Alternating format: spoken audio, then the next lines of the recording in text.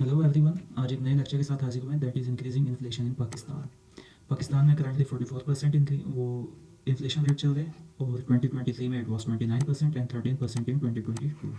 इसके बिहाइंड कुछ कॉजेज देख लेते हैं why inflation is increasing continuously.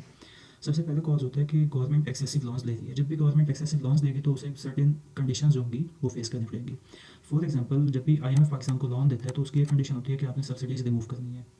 तो जैसे ही सब्सिडीज रिमूव करते हैं आप प्राइसेस ऑटोमेटिकली इंक्रीज हो जाती हैं। सेकंड मेजर रीज़न है आपकी करेंसी डिवेल्यूएशन। पाकिस्तान में हमने देखा है 2023 के बाद से करेंसी जो है वो रैपिडली डिवेल्यू हुई है। हमारी इकोनॉमी जो है वो इम्पोर्ट बेस्ड इकोनॉमी है। जब भी हमारी करेंसी डिवेल्यू होती है तो हमारी इंपोर्ट्स एक्सपेंसिव हो जाती है जिसकी वजह से इन्फ्लेशन हो जाती है। फिर आपकी एनर्जी प्राइसेस होती हैं वो इंक्रीज़ हो रही हैं। आपकी इकोनॉमी इंपोर्ट बेस्ड है, हमने ऊपर डिस्कस किया है। सही है। फिर गवर्नमेंट एक्सेसिव टैक्सेशन लगाती है टू रेज रेवेन्यू। जब भी टैक्सेशन इंक्रीज होगी, टैक्सेस आपके लगाए जाएंगे प्रोडक्ट्स पे, आपकी इन्फ्लेशन ऑटोमेटिकली ही इंक्रीज हो जाएगी। फिर हम इसके कुछ सजेशंस देखते हैं कि how to address the inflation.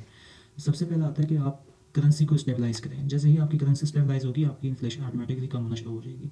Second पे हम देखते हैं कि गवर्नमेंट अपना फिजिकल डेफिसिट जो है वो उसे कम करे। इस फिजिकल डेफिसिट को कम करने के लिए गवर्नमेंट अपनी एक्सपेंसेस जो है वो उन्हें कम करे, और ये प्राइमरीली नॉन एसेंशियल आपके एक्सपेंडिचर्स हो जाते हैं और लग्जरी आइटम्स जो आप स्पेंडिंग्स करते हैं वो कम करें। सही है।